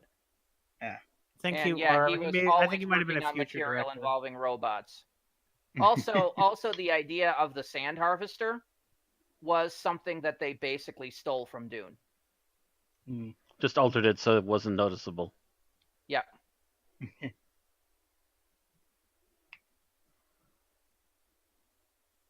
So, who were we on? Was that Tim's? Yep. Yeah, it was Tim. Matt. So Matt, to how about you? me, classic Who is classic freaking Who. This is classic Fourth Doctor. Second story with Leela. Leela's already hit her stride right away from the get-go, and she's no worse for wear in this one. Even gets a nice knife-throwing scene. The art design is really interesting, although I will say that some of the costuming on the humans does fail from point here and there. But Yeah, not all of it terrible. A little bit silly, but not terrible. The robots are really interestingly designed. And the sets were pretty nice for the most part, although they seemed a little too clean and polished for my liking, but maybe that's just me. Well, if you have a whole bunch of robots doing maintenance on it, it might be clean and polished. That's possibly true too, to be honest. Really good dialogue, pretty solid plot throughout. I can't think of any major holes, and the only thing I can nitpick is maybe that maybe I would have gone with a more serious villain, but even then, the possibility of what did come out is true too. If he was a spoiled brat his entire life up to this point. So overall, interesting and fairly memorable episode from what I recall. And this is only my second or third time through it. All right. So my opinion, this is pretty much probably considered the height era of Doctor Who. Because this season 14, started with the Doctor and Sarah Jane, considering the most classic companion runs, and then introduced Leela. And I think pretty much this season, the next season, are pretty much the height. Maybe even through to season 16 before it starts declining into the John Nathan Turner era. But this is when people remember Doctor Who fondly, it is usually these seasons that they remember. And Robots of Death is pretty much a classic serial in this age. And it shows why. The writing is nice and snappy. The acting is pretty much well done. The set design for 1977 77, yeah, is pretty well done. I mean that the sand miner miniature looks pretty well. The planet itself is okay, but that's to be expected. But the effects seem to be decent for 1977 BBC. It all seemed to be fine in this episode. There's nothing glaringly stupid. And it's a very enjoyable watch. This is usually I think this is one of the first episodes I picked up on DVD. And it's one of the ones I remembered fondly from the 80s. This is a very enjoyable episode. All right. So let's put our ratings on it. Yes. Let's put our mark all over this episode, starting with Thomas. I feel like there are some issues I have with it that are enough to bring it down a bit for me. However, I cannot justify giving it any lower than a 4.5. All right, 4.5. And I will add the caveat that could go up on further viewings. All yeah, right, I would give it another viewing or two. So, Bill. my initial inclination was to give it a 4. Then I realized I've been giving a lot of 4s lately, and comparing this to the others, as well as some of the shinier moments that have stood the test of time, I think it deserves a bit of a bump up. So 4.5. 4.5. 2 4.5s thus far. Tim, how about you? Well, it might be because I have the Christmas spirit in me, so I'm going to give this a 5. 5 from Tim. Matt? I by no means have rose-colored glasses when it comes to this. I only started watching classic Who in the 2000s. and this is only my second or third time through this one, I'm giving this a 5. I love this. I still quote D8 a lot. Whenever I get a chance to. Please don't throw hands, and I heard a cry every once in a while comes up. Please don't kill me. Please do not throw hands. No, the two robots, the one that's going kill, kill, kill. He's like, please do not attempt to kill me. I am not the doctor. Please stop. Yeah, I too am going to give this a 5. It does have its problems, but I think they're exceedingly minor. Mm-hmm. And in my mind, not enough to give it below a 4.75. So it gets a 5. Which means our average score for Robots of Death is 4.8. Wow. There. Two Let's bet, see. which makes it like the highest thing this season. Yeah, it does. by like 0.2. And this was a last-minute vote-in, wasn't it? Like we were going between this and a couple was other things. Something we added in last season when we brought up the fact that they were bringing back the VOC robots in Big Finish. Oh, that's right. Yeah. Well, that was talked about because of that. Yeah. So this had nothing to do with Kerblam. It was just a happy coincidence. Just a happy coincidence. Yeah, it was the fact that they had come out with that main range, I think. Yeah, they're coming out with a Big Finish episode that's going to have the Voxes in them and again. we were sitting here going, "Oh yeah, those ones from Robots of Death. Yeah, we should really review that." And I think I just went done, threw it on the schedule right there. Mm-hmm. Like, wasn't it? And originally it was going to be part of the next one, and then it just turned out that we had a spot to fill. Yeah, it turned out we had a spot, and so we've been saying for a while we wanted to get to this one. Yep. So with 4.8, Robots of Death comes in at number 11 in our list. Jesus. Wow. Out of 274 reviewed, it is on par with School Reunion, The Armageddon Factor, Dark Water, Death in Heaven, Time Heist. We really like Time Heist. Time Heist was good. Empty Child, Dr. Dances, Genesis of the Daleks, and Dalek. Yeah. It is better than The Green Death, The Stolen Earth, Journey's End, and Day of the Doctor, which still makes me grumble. And is not as good as The Unearthly Child, minus the Tribe of Gum, and The Pirate Planet. Mr. Fibule! Number 11 out of 274. That's all we have to say about the Robots of Death. All right, so don't forget to follow us on Twitch or subscribe to us on YouTube so you can keep seeing our new episodes. And we'd also love to hear your comments on the episode down in the comments section. You can also follow us at facebook.com/unearthlypodcast and twitter.com/unearthlypod. All right, so next week we are off for the Christmas holidays, away with friends and family for the first time in, I think, the entire history of this podcast.